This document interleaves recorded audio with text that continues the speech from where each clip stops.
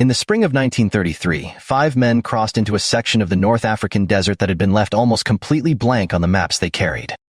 They were not searching for treasure, they were not archaeologists, and they had no reason to believe anything unusual waited beyond the next line of dunes. Their assignment was simple: measure the land, record geological formations, mark possible water sources, then return before the summer heat made further travel impossible. For 4 days they found exactly what they expected: sand, stone, dry valleys, and silence. Then, shortly after sunrise on the 5th morning, one of the men stopped walking. Something thin and dark was rising above the dunes ahead of them. At first, they thought it was the trunk of a dead tree, but there were no trees for hundreds of kilometers. Then the wind shifted. A veil of sand moved across the horizon, and the men saw ropes hanging from it. Thomas Hale raised his binoculars. He looked for several seconds, then slowly lowered them. What they were looking at was not a tree. It was a mast. By midday, the expedition had climbed the final dune, and below them, half buried beneath the desert, was a ship. A full-sized wooden sailing vessel, hundreds of kilometers from the nearest sea. No river reached this place. No road led there. No map showed that water had ever existed there in any recent age. Yet the ship sat in the sand as though an invisible ocean had simply vanished around it. The men did not yet know its name. They did not know where it had come from. They did not know what had happened to the crew. But inside that vessel, they would eventually find a captain's log describing something impossible. Sand appearing on the deck while the ship was still at sea. A coastline where no coastline should have existed. And one final entry consisting of 4 words: no water since dawn. Then they would find a hidden map. 7 ships marked across the desert. Beside their own camp, 5 small marks and a date: 1933. The year they arrived. What follows is the fictional account of what those 5 men claimed happened after they crossed that final dune, and why, before the expedition was over, they began to believe they had not discovered the ship by accident. Dr. Elias Voss was not a man easily impressed by stories. At 48 years old, he had spent most of his adult life studying landscapes that other people considered empty. To Voss, no place was truly empty. Stone recorded pressure, dry riverbeds recorded water, sediment recorded vanished climates. The desert, he often said, was simply a library written in a language most people had never learned to read. In 1933, Voss was commissioned to lead a privately funded geological survey through a remote interior region near the eastern reaches of the Sahara. The exact location in this story is fictional. His expedition consisted of 5 men. Voss was the leader. Thomas Hale was a 29-year-old photographer and cartographic assistant. Samuel Reed was a mechanic and radio operator. Arthur Bell was a surveyor. And Idris Bensid was a desert guide who had traveled caravan routes throughout the region since childhood. They carried enough water for 3 weeks, fuel for 2 vehicles, canvas tents, surveying equipment, 2 rifles, a shortwave radio, medical supplies, and a large format camera carried by Hale. Their route had been plotted carefully. For the first several days, nothing happened that suggested the journey would become unusual. They followed dry channels between sandstone ridges, measured exposed layers of rock, stopped at abandoned wells, and slept beneath skies so clear that Hale later wrote the stars appeared close enough to touch. The 5th day began normally. Before dawn, Idris prepared tea while Reed checked the fuel lines. Voss studied the map. Bell calculated the distance they hoped to cover before the afternoon heat. Hale photographed the camp. At approximately 7 in the morning, they abandoned the vehicles temporarily. The ground ahead had become too soft. They continued on foot toward a low ridge. The first person to notice the object was Bell. He called for the others to stop. Several kilometers ahead, something narrow and vertical rose beyond the crest of a distant dune. Voss assumed it was weathered stone. Idris disagreed. He had never seen rock shaped like that. Hale used his binoculars. The object was too far away to identify clearly, but something appeared to be hanging from its upper section, a line, perhaps rope, moving in the wind. The men continued. As they approached, more of the shape appeared. First one mast, then another, then a horizontal spar. Eventually, a curved black structure emerged from behind the dune. Nobody spoke when they reached the ridge. Below them was a ship. It was enormous compared with anything they expected to find in that landscape. The bow projected from one dune. The stern was almost completely buried in another. The vessel leaned slightly to one side. Most of the lower hull had disappeared beneath sand. 2 masts remained standing. A third had broken and lay partly buried beside the ship. Fragments of rigging moved in the wind. No sails remained. For several minutes, the 5 men did nothing. Reed was the first to speak. He asked the question all of them were thinking. How? Nobody answered. The nearest coastline lay far beyond any reasonable explanation. There were no navigable rivers, no ancient canal, large enough to carry such a vessel. Even if the region had once been underwater thousands of years earlier, the ship itself could not possibly be that old. Its construction appeared 19th century, perhaps late 18th, certainly not ancient. Voss descended the dune first. The others followed. As they approached the hull, its true size became clear. The exposed section was nearly 40 meters long. Sand had piled against the vessel almost to deck level on one side. On the other, wind had excavated part of the hull, exposing heavy planks reinforced by wooden ribs. Hale photographed it from several angles. One photograph showed Idris standing beside the bow. He appeared almost insignificant beside the vessel. There were no tracks around it, no abandoned camp, no crates, no wagon marks, no obvious evidence that human beings had transported the ship there. Bell suggested the vessel might have been used in some abandoned military project. Reed rejected the idea immediately. Moving a ship of that size into the desert would have required roads, machinery, and hundreds of workers. None of those existed.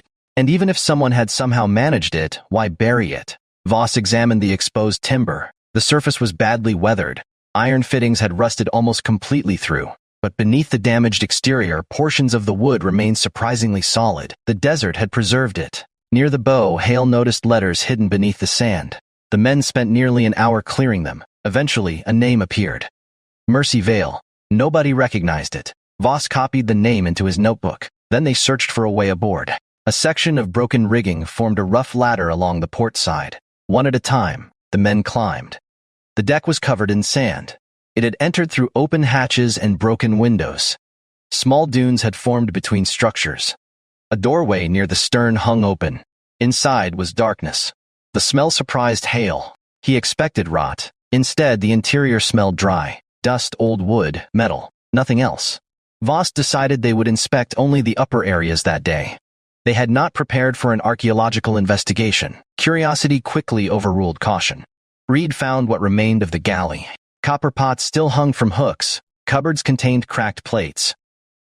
A water barrel stood empty against one wall. Bell found storage compartments. Most were empty, but one contained a wooden crate filled with glass bottles. The labels had disappeared. The corks remained intact. Idris found something stranger. A pair of boots. They stood beside a bunk, perfectly upright, as though someone had removed them moments earlier. But there was no body, no clothing, no bones, nothing. In another cabin, a coat still hung from a hook. The fabric disintegrated when Reed touched it. Voss became increasingly quiet. The ship did not look abandoned in the ordinary sense. There had been no systematic salvage, no indication that a crew had stripped the vessel before leaving. Personal objects remained exactly where sailors might have used them. Yet there were no human remains. Not one. No skeletons. No graves. Nothing that explained where the crew had gone. By late afternoon, Voss ordered everyone back to camp. They established tents approximately 300 meters from the ship. From there, the upper mast remained visible above the dune. The discussion that evening focused on one question. How had the Mercy Vale reached the desert? Bell believed there had to be a geological explanation. Perhaps an ancient lake had survived in the region much later than existing records suggested. Perhaps a catastrophic flood had carried the ship inland. Voss rejected both possibilities. The elevation was wrong. The surrounding geology showed no evidence of a recent body of water large enough to float such a vessel. Reed suggested something simpler. Maybe someone had dragged the ship there deliberately. Idris asked why. Reed had no answer. Hale said very little. He kept looking toward the mast. That night, wind moved across the camp in long dry gusts. Canvas snapped. Sand hissed against the tents. At some point after midnight, Hale woke. He did not know why. For several seconds, he lay still. Then he heard something. A low wooden groan. It came from the direction of the ship. Another followed. Then another, slow, rhythmic. Like timber moving under pressure. Hale had grown up near a harbor. He knew the sound of wooden vessels. Ships shifted. They rolled. Their hulls flexed with water. The Mercy Vale sounded exactly like that. Except there was no water. Hale left his tent. The moon illuminated the dunes. Only the ship's upper masts were visible. Then Hale saw light. A small yellow glow passed behind one of the stern windows. He froze. The light disappeared. Several seconds later, it appeared in another window. Higher. Then vanished again. Hale woke Voss. By the time they reached the ridge with lanterns and rifles, there was no light. They watched the ship for nearly 20 minutes. Nothing moved. Voss suggested Hale had seen moonlight reflecting from glass. Hale did not argue, but there was something he did not tell Voss until later. The light had not been white. It had flickered, like a lantern flame. The next morning, the men returned to the vessel. This time, they explored systematically. In what appeared to have been the captain's quarters, Voss found a writing desk bolted to the floor. Most drawers were empty. One was locked. Reed forced it open. Inside were several damaged documents wrapped in oilcloth, a ship's log, navigation tables, a small leather notebook, and several charts. The papers were brittle. Much of the ink had faded, but one document contained a date, 1891, 42 years before the expedition. The log identified the vessel as the Mercy Vale, a merchant sailing ship operating on Atlantic routes. The surviving pages suggested a crew of at least 23. There were references to cargo, weather, repairs, routine navigation. Nothing unusual. Not at first. Then the entries changed. One mentioned compass deviation. The captain wrote that both primary compasses had begun disagreeing by more than 30 degrees. Another described unusual atmospheric haze. Then came something Voss read twice.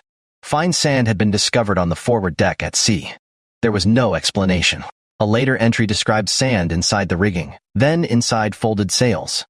The captain recorded that the stars had become increasingly difficult to reconcile with their charts.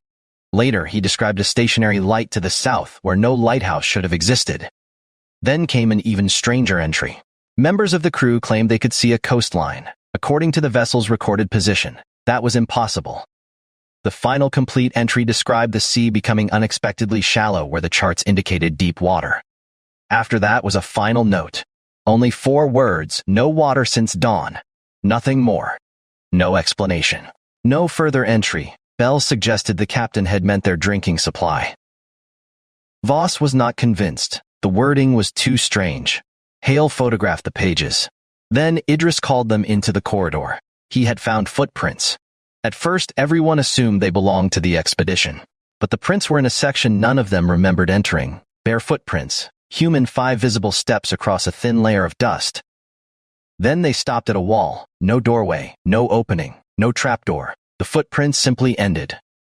Reed crouched beside them. The impressions looked sharp. Recent, then Voss noticed something else. The footprints were wet, only slightly, but moisture darkened the dust around one heel. He touched it, smelled his fingertips. Salt. That afternoon, Reed attempted to contact their base station. Reception was poor. He transmitted the Mercy Vale's name and coordinates repeatedly. No confirmation came back, only static. At sunset, the wind disappeared. The desert became silent. Not calm. Silent, there is a difference. Calm still contains small sounds.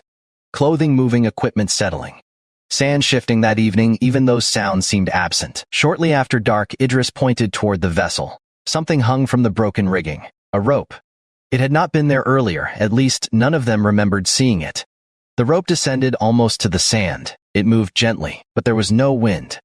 Nobody suggested going closer. During the night, Reed woke everyone. The radio was transmitting.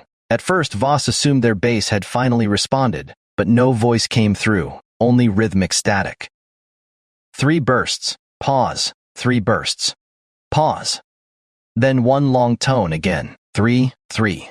One Bell asked whether it was Morse code. Reed shook his head. The timing was wrong. Then, beneath the static, they heard something else. Very faint wood creaking. Hale looked toward the ship. The same rhythm. 3 creaks. Pause. 3. Pause. 1. Reed disconnected the aerial. The signal continued. He switched the radio off. The speaker went silent. Outside, the creaking continued. 3, 3, 1. Then stopped. Nobody slept after that. The following morning, they discovered a narrow panel behind the captain's desk. One edge showed scratches. Reed removed several corroded screws. Behind it was a concealed compartment. Inside lay a metal tube. The tube was badly rusted. The heavy paper sealed within had survived. It was a map, not a nautical chart. A map of the desert. Voss recognized mountain formations, dry valleys, old caravan routes. But the map contained markings none of them understood. Small black symbols. At first, Hale thought they represented settlements. Then he looked closer. Ships. 7 in total. One stood near the location of the Mercy Vale. Another lay approximately 30 kilometers east. 3 were scattered farther south. 2 were near mountain ranges. One appeared in an area hundreds of meters above sea level. Bell laughed nervously. Whoever created the map, he said, had to be insane. Then Hale noticed something beside their location. A small circle. Inside were 5 marks. 5, the exact number of men in the expedition. Beside them was a handwritten year, 1933. Nobody spoke. Reed asked whether one of them had added it. Nobody had.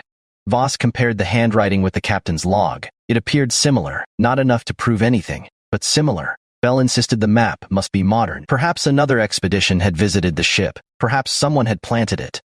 Voss asked the obvious question. How? There were no vehicle tracks, no roads, no discarded modern equipment. Nothing. Then Idris pointed toward one final symbol. A ship very close to the circle representing their camp. At first, Voss thought he was reading the map incorrectly. Then he understood. The symbol was not beside the camp, according to the markings. It was underneath it. Another ship directly beneath the place where they had been sleeping. Arthur Bell wanted to leave immediately. Voss wanted one more day. Reed worried about fuel and the condition of the vehicles. Hale wanted to know whether the buried ship was real. Idris wanted nothing more to do with the map. Until then, Idris had avoided talk of curses, spirits, or legends. Now he admitted there were old caravan stories about what people called wood beneath the sand. He had always assumed they referred to fossilized trees. Some travelers claimed to have heard bells beneath dunes. Others spoke of anchors found impossibly far inland. Nobody treated the stories seriously. Voss asked why he had never mentioned them. Idris answered, "Stories follow every empty place. Most are only stories." Then he looked toward the Mercy Vale. But most stories do not have masts. They agreed to stay one final night. They would leave at dawn. Shortly before sunset, Hale walked alone toward the ship. He wanted one final photograph from the western ridge. The setting sun cast the hull in deep shadow. The masts cut black lines against the red sky. Hale positioned his camera, covered his head with the focusing cloth, adjusted the plate, focused, then stopped. Someone was standing on the deck. A figure near the stern, tall, motionless. Facing him. Hale lifted his head. The deck was empty. He looked through the camera again. The figure was there. Hale stepped away. He called out. No answer. He ran toward camp. Voss and Bell returned with him. The deck remained empty. Hale insisted he had seen someone. Bell blamed exhaustion. Voss examined the camera. The plate had already been exposed. They would not know what it showed until it was developed. Then Idris noticed tracks below the hull. Bare footprints, the same approximate size as those found inside. They emerged from beneath the Mercy Vale, crossed the sand, passed close to where Hale had been standing, then continued toward camp. The men followed. The prints circled all 5 tents. Once, then twice, then returned toward the ship. There were no separate return tracks. One continuous trail. From beneath the hull around their camp, back beneath the hull, Bell stopped arguing about rational explanations. They moved the tents closer together. Both rifles remained loaded. Nobody approached the vessel after dark. Sometime during the night, a sound woke Voss, a bell. One deep strike, distant. Another followed, then another. The sound did not come from the Mercy Vale. It came from below, beneath the sand. Voss stepped outside. The others were already awake. Bell whispered that he could feel vibration beneath his boots. A patch of loose sand near the fire trembled. The bell sounded again. Reed counted 7 strikes. Then silence. Hale remembered the map, 7 ships. Nobody said anything. Several minutes later, Voss turned toward Arthur Bell. Bell was gone. There had been no cry, no struggle, no gunshot. One moment he had been standing near the fire. Then he was simply no longer there. His rifle remained leaning against the crate. They began searching immediately. Lanterns swept across the camp. They shouted his name. No answer. Then Idris found tracks, boot prints. Bells. They led away from camp toward the Mercy Vale. The men followed until the tracks reached the hull. There, they stopped. Beside them were bare footprints. Voss shouted Bell's name. For several seconds, nothing answered. The 4 men stood beneath the black hull. The ship towered above them, dark, silent. Then from somewhere deep inside the Mercy Vale, someone answered. Here. One word, very faint. Arthur Bell's voice. No one moved. Then the voice came again, deeper inside. Here. Arthur Bell had disappeared without making a sound. His footprints ended at a ship that should never have existed, and now his voice was coming from somewhere inside it. But what the others were about to find aboard the Mercy Vale was only the beginning, because the map had been telling the truth. There really was another ship beneath the desert, and it had been buried there for nearly 300 years. This story continues in episode 2. Subscribe to the final statement so you do not miss the conclusion, because sometimes finding the impossible is not the danger. Sometimes the danger is discovering that there is more than one. This is the final statement. And somewhere inside that dark ship, Arthur Bell was waiting.